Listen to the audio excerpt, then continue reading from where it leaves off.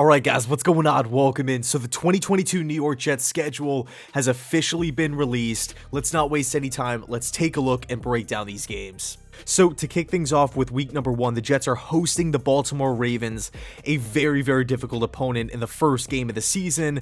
But at the same time, I'm pumped up for it, right? Even though I'm a big fan of what Baltimore did this offseason, I love their core pieces. I love their coaching staff. I cannot wait for this game. MetLife Stadium will be absolutely packed. It'll be packed. Okay, I cannot wait. Next up, week 2, the Jets are going to be taking on the Browns in Cleveland. Keep this in mind. Deshaun Watson might not play. He might be suspended. So we don't really know where that situation stands. It might, again, he could be out there. He might not be. We don't really know. But either way, Cleveland will be a formidable opponent this upcoming season. Next up, week 3, the Jets are going to be back at home taking on the Cincinnati Bengals, the AFC champion Cincinnati Bengals, I should say. Okay, I just glancing at the schedule here, this is going to be one of the games that I'm most looking forward to because the Bengals are coming off just a fantastic season, but at the same time, they're super, super young, quarterback, wide receiver, numerous positions, both on offense and defense. And look, the Jets beat the Bengals last year. I know the Bengals were in the Super Bowl and the Jets finished, bottom 5 record-wise, but the Jets actually beat Cincinnati in MetLife. Okay, so let's see if we could carry some of that momentum over to 2022 with a completely revamped roster, just totally improved on both sides of the football. I cannot wait. Next up, week 4 in Pittsburgh. Okay, so funny enough, we're actually opening up the first 4 weeks of the season all against AFC North opponents, which is kind of crazy to kind of think about, but a positive here, we are going to be playing in Cleveland, in Pittsburgh, 2 cold areas at the start of the year in September. So that's really important. I personally love the Pittsburgh Steelers roster, again, both on offense and defense. It's a perfect situation for either Mitchell Trubisky or Kenny Pickett to thrive, whether you want to look at, wide receiver with Claypool, Deontay Johnson, running back Najee Harris, solid offensive line, Pat Freiermuth at tight end, and a ferocious defense, also with a coaching staff that will put the quarterback in a good position. I think the Steelers are going to, I really feel like they're going to bounce back this season, so a tough opponent there. Moving on to week 5, our first AFC East opponent here. In MetLife Stadium, we're going to be taking on the Miami Dolphins.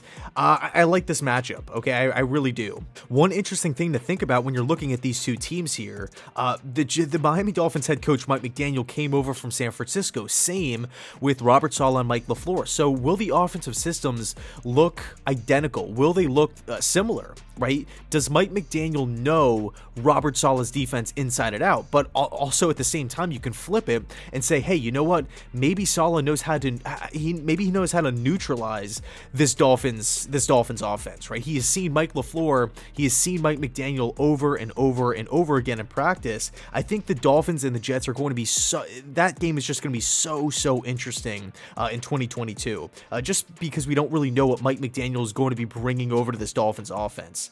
Next up, week 6 in Lambeau Field, taking on the Packers. A difficult matchup for sure. Let's not beat around the bush here. Let's not sugarcoat it. Definitely a tough matchup.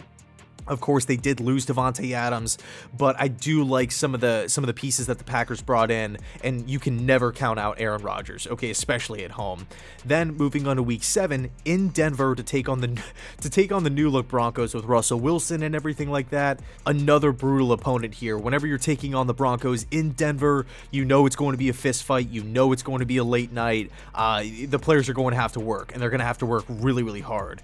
Week 8 back at MetLife Stadium to take on the New England Patriots. Okay, this is interesting. The Jets have been god-awful against the Patriots in the past couple of seasons.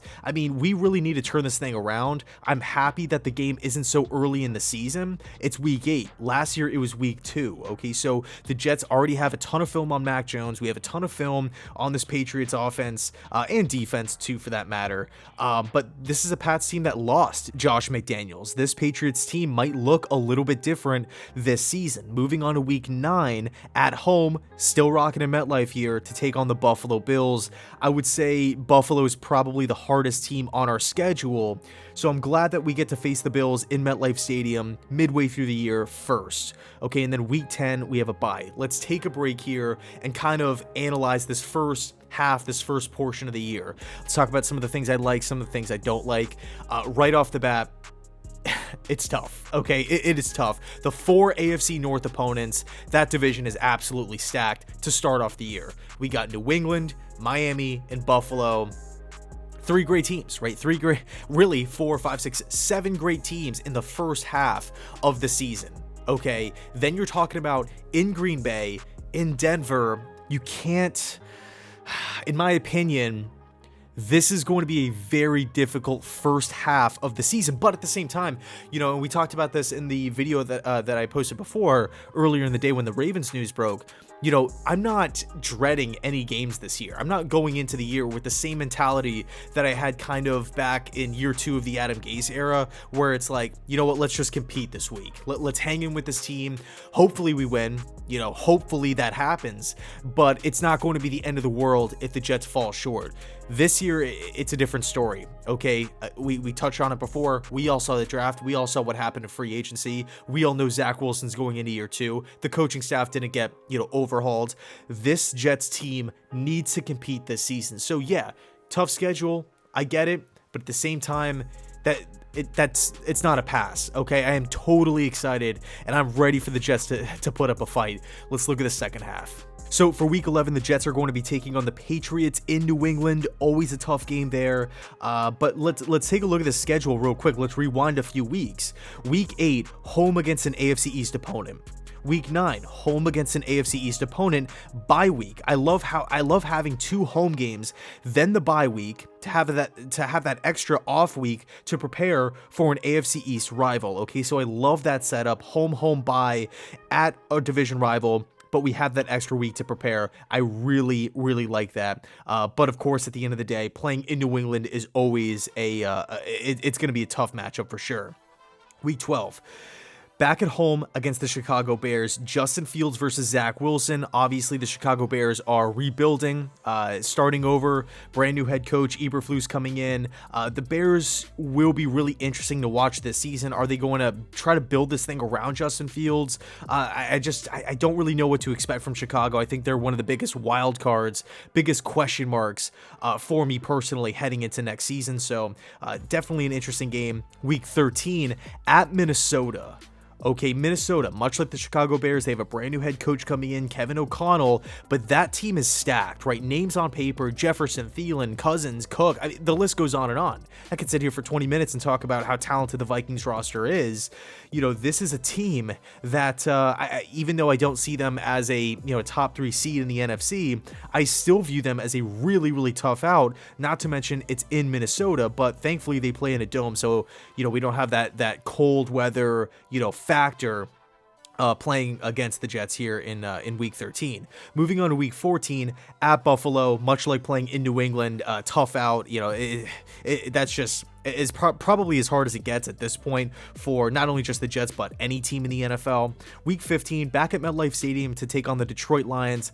I absolutely love the direction that the Lions are going in, the coaching staff. I know Dan Campbell gets a lot of, people take shots at him left and right. I get they're an easy target, but man, I love what the Lions are doing. I love the roster, love the staff, really pumped up for that game. Week 16, first primetime game of the season, home, MetLife Stadium taking on the Trevor Lawrence and the Jacksonville Jaguars here, much like the Bears and the Vikings, new head coach Doug Peterson, the Urban Meyer situation, complete disaster. But look, a Thursday night game, Trevor Lawrence, number 1 overall pick versus Zach Wilson, 2nd overall pick.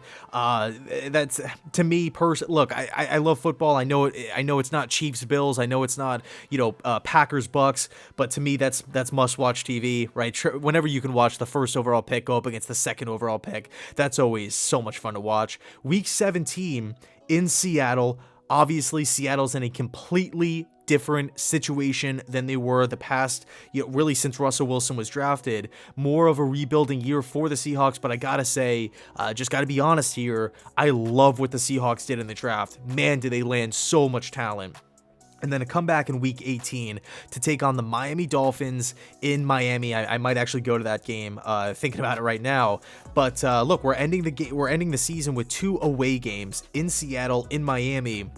And look, if the wild card comes down to it, it's huge to have an AFC East division rival to finish off the year. I feel like every year it's Buffalo, but this year it's the Miami Dolphins. That game could be big time, right, for both the Jets and the Dolphins. So I'm looking at the schedule in its totality. One primetime game, a ton of 1 o'clocks, right? We don't have many, big time Monday. Frankly, we don't have any Monday night. We don't have any Sunday night. I know the week 1 game against, there was a fake leak saying that the Patriots might be in MetLife Stadium week 1, to take on the Jets. That was obviously fake, but I got to say this to kind of recap here. I think the first half pre-bye, very difficult, but post-bye, I like it. I actually think the Jets in the second portion of the year, outside of Minnesota and Buffalo, right, the back-to-back road games against 2 really good teams, I really like the Jets' schedule down the stretch. Lions, Jacksonville, rebuilding Seahawks, Miami Dolphins. We kind of, I like what the Dolphins have done. I'm not ready to say they're going to be a top 4 team, a top 5, top 6 team in the AFC right now, right, in the entire conference. I'm not going to go as far as to say that. Okay, so again, first half, really tough, tons of really talented teams in Lambeau, in Denver, taking on the Pats and the Bills, but the second half, I feel a lot better. Okay, is it the hardest schedule in the world? No, it's not. The Jets will have their chances, okay, for sure. Is it the easiest? No. Okay, obviously not. But I like how the bye week comes in the middle of the season, kind of separating the two halves. We have the back-to-back home games against AFC East division rivals before the bye, extra week to prepare, then the Patriots in New England. I love that little section of the schedule here. But man, taking a look at this thing, I would say the hardest or the toughest stretch in Green Bay, then in Denver, and then probably later on in the year in Minnesota, in Buffalo. But man, again, like we talked about before, I'm expecting the Jets to compete this season. I want this team to fight. I don't want to see any more blowouts. We're down 17-0 at the end of the first quarter. We're losing 30 by 3-4 touchdowns, 3-4 scores. That cannot happen. That cannot happen this year. So anyway, let me know your thoughts down below in the comment section. As far as a win-loss projection, I think it might be a little too early, so the rest of the night I'm going to be diving into the schedule, and then tomorrow at some point I'll post the win-loss projection. And thinking about that kind of topic, I might do a follow-up video with that just because we're so far away from the actual start of the season. May, June, July, August, right? We still have training camp to go through, preseason. Guys get hurt. Guys get traded, guys get picked up, right? There's still some really, really valuable, really talented free agents still out there, okay? So I don't think we've seen, these teams here are not fully complete, maybe for some of them, but definitely not for all of them, including the New York Jets here. So be on the lookout for the win-loss projection going into next season. Let me know your thoughts down below in the comment section. Cannot wait to see where you guys stand on this. And yeah, as always, thanks so much for watching. I appreciate it. And go Jets.